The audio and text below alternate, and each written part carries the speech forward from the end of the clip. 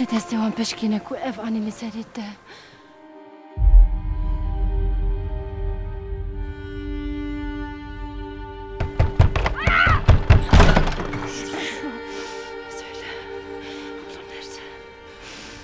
Oma hat mir heute Morgen ein Buch aus dem Koffer geschenkt.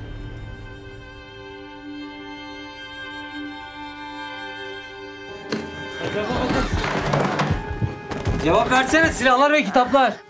Silahta yok, kitapta yok. Haydar Demirpençe bu evde yaşamıyor mu? Senin oğlun değil mi? Eskarım bibim Haydar. De Ali. Baş. De ne Haydari.